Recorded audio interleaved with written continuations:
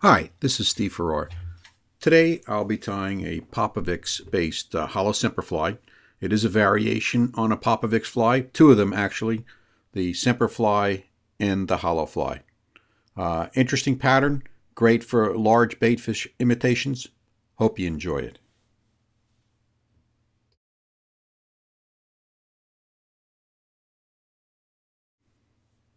The first step of this pattern is indeed the first step of the Semper Fleye pattern of Bob Popovics. It involves just putting a clump of bucktail on the rear of the shank, distributing it 360 around, and then you simply attach in a clockwise fashion hackle all around the shank. I prefer the long, thin hackle, and I leave the stems on to help prevent fouling. I like to use the longest bucktail I can find for the larger hollow Semper Flies.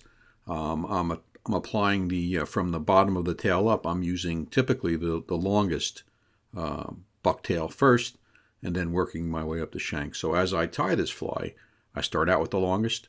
The next step is also long, and then I slowly work my way up the tail and pick the shorter bucktail as I move forward. But relative to most flies, all the bucktail I'm using here is pretty long.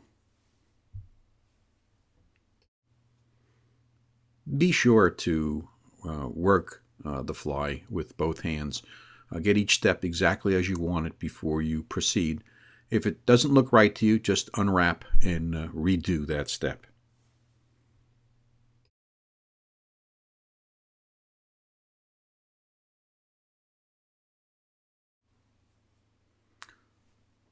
Okay, that step's finished. Now, all the subsequent ties here will be hollow ties. So anything from here forward till we finish the fly, same tie.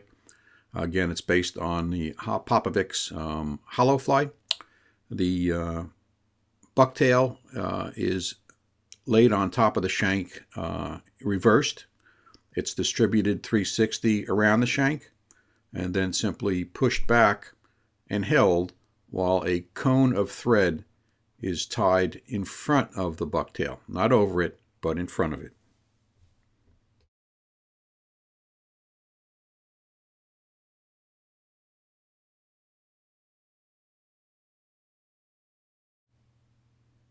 I'm using a very light flash. In this case, it's angel hair. Heavy flash tends to droop and come out of the fly while you're fishing it. It tends to perhaps cause it to foul once in a while. I like the lighter flash very much.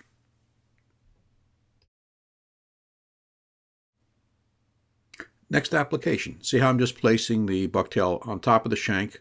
Two or three very loose wraps. I'm just letting that thread hang there, and then once it's positioned, a top pressure, thumb pushing down, spreads it around, and then side to side.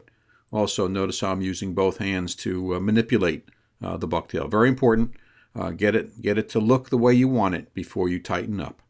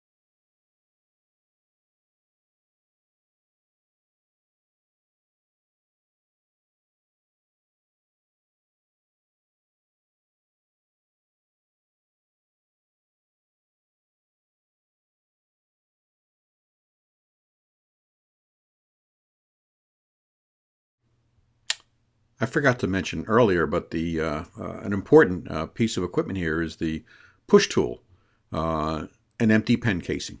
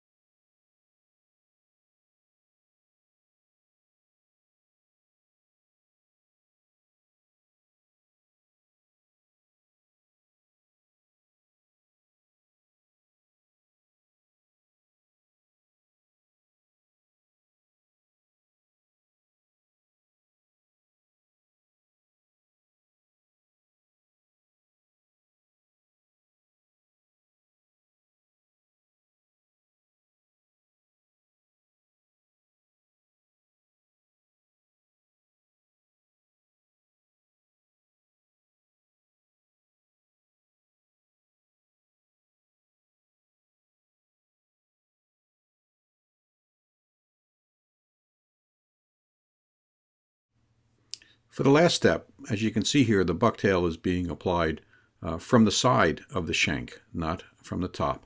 The reason is it's easier to distribute around the eye of the hook.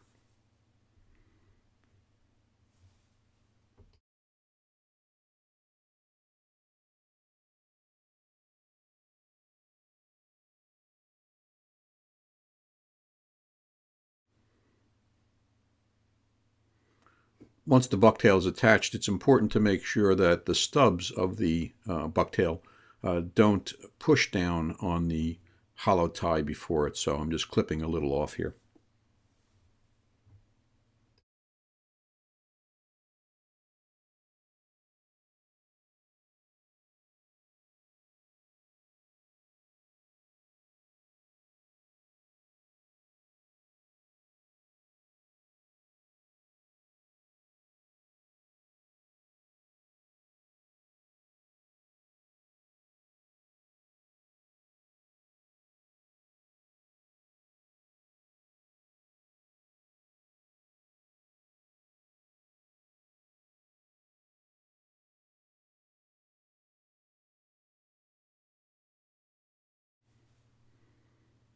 Okay, applying the eyes.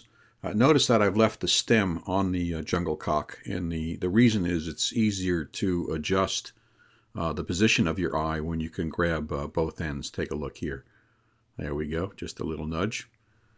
Another tip is notice how with the jungle cock I'm just placing it where I want it and then just applying pressure with my thumb to hold it in place while I wrap it. This will give you a precise placement for that step.